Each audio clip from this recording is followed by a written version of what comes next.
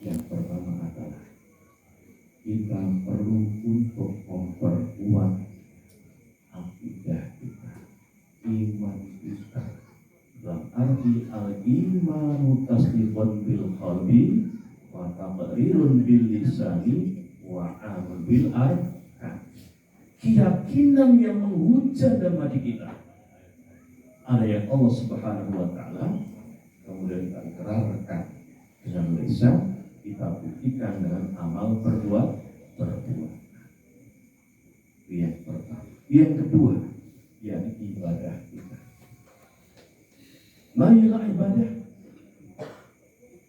Al-ibadatu hiya at-taqarrubu ila Allah azza wa jalla bimtithali awamirihi wa ijtinabi nawahi sirran wa alaniyah. Ibadah yaitu pendekatan diri kita kepada Allah Subhanahu wa taala dengan cara menunaikan seluruh perintahnya sepanjang kemampuan kita.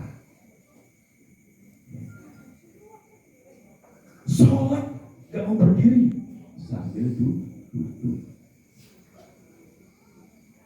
Duduk gak mampu sambil berbaring. Berbaring gak bisa, jadi sholat. Andalkan orang yang dekat dengan kematian. Menurut saya, hadis nggak ada Pak. Menurut pengamatan saya, pertama, punya maaf jadi pandangan saya, survei saya buktikan, yaitu kalau orang duduk bersandar, ya, itu dekat dengan kematian. Siapapun yang duduk bersandar dekat dengan kematian. Pak, Bu, terus pada nggak bersandar sekarang. Manusia takut ya kan? Ya. Maksudnya apa? Kalau tulang-tulang kita pada keropos, nggak mau menyangga tubuh kita dekat dengan kematian. Yang kedua, kalau makan nggak berani nambah, ya. Makan nggak berani nambah. Ini studi saya loh Pak, terus nggak ada ya. Kenapa? Sudah banyak kolesterol. Ketiga, kalau sudah bukan banyak kabur, mata sudah kabur, kulit pada kendur, mata sudah kabur, kulit kendur, gak bisa kerja alias nganggur. Makanan saya pakai jamu beras kencur. Tinggal satu mikir, pintu, yang sudah Bapak Ibu bukan saya. Tapi masalah mati itu urusan Allah, kita nggak tahu kapan, di mana. Ada justru anak masih muda duluan meninggal dunia. Ibarat kelapa yang masih bunga saja, maka sudah jatuh. Dalam kandungan sudah meninggal.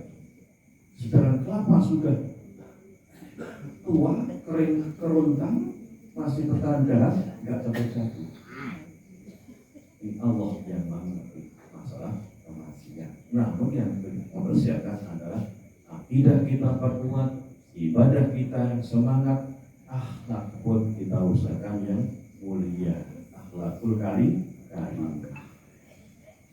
Bukan dengan kematian satu keluarga, satu anggota keluarga, kita malah kemudian kita ikhlas. Ini stres di dunia ini Pak, yang paling banyak stres di negara mana?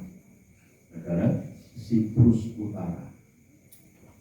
Di Siprus Utara yang stres penduduknya mencapai 65%. Yang kedua mana?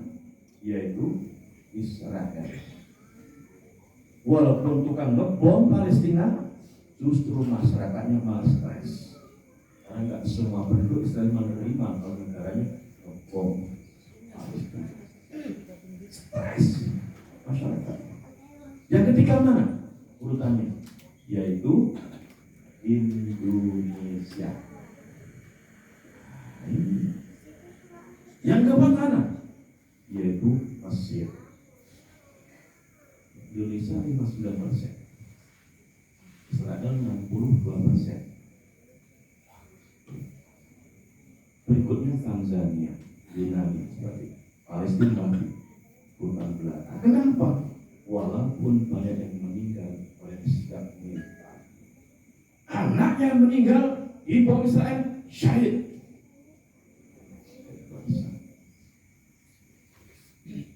Nah, kita justru malah termasuk ketiga itu. Kenapa? Jadi pejabat ketika kampanye jadi malah lupa. Ketika kampanye jadi lupa, bukan gembira, bagian stres. Istrinya ikut stres. Suami korupsi, anak ikut stres. Berantai. Maka banyak sampai peringkat ketiga di dunia Indonesia. Oleh karena itulah, kembali pada ibu dan kita yang sangat luar biasa, hidup putra-putranya sukses. Kemudian juga ketika mendampingi suami beliau, Buya Haji Ismail, mimpin pesantren Mawalid di Tanjung Limau. Ayahanda beri ini orang besar, hingga alumninya pun banyak orang yang sukses, banyak guru besar, sehingga pengorbanan almarhumah hingga kita seharusnya ini sangat seorang ibu yang luar biasa. Allah memberikan kesempatan di dunia mencapai 104 tahun. Sulit Pak. Kita belum tentu. Walaupun saya kepengen 30 tahun kepengen ke saya. Sehingga persiapan akidah kuat, ibadah yang kuat, akhlak mulia, tentunya yang keempat, muamalah yang agung. Hajah Rosna ini semakin orang sangat super, sosialnya tinggi. Walaupun bukan sarjana, tapi bisa didik putra dan profesor. Jadi ibunya profesor. Tidak.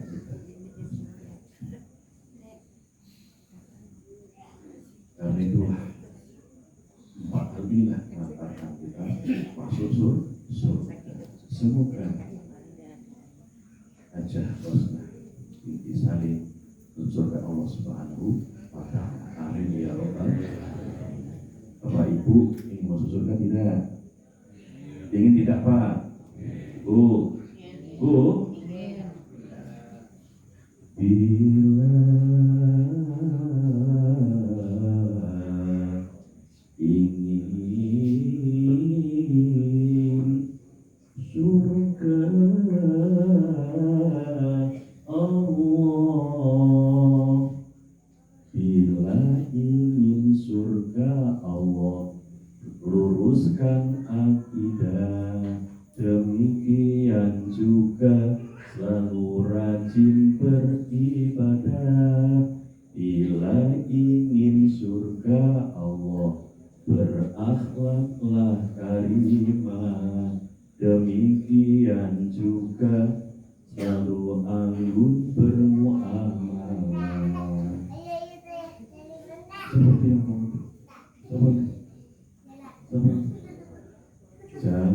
jangan kamu merusak akidah. Demikian juga tidak mau beribadah.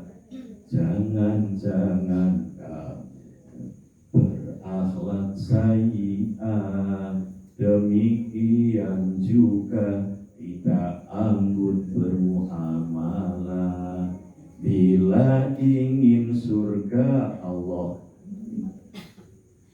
Hanya mencari ikan dalam kolam ya. Karena itulah yuk kita berjuang bersama-sama untuk meraih surga Allah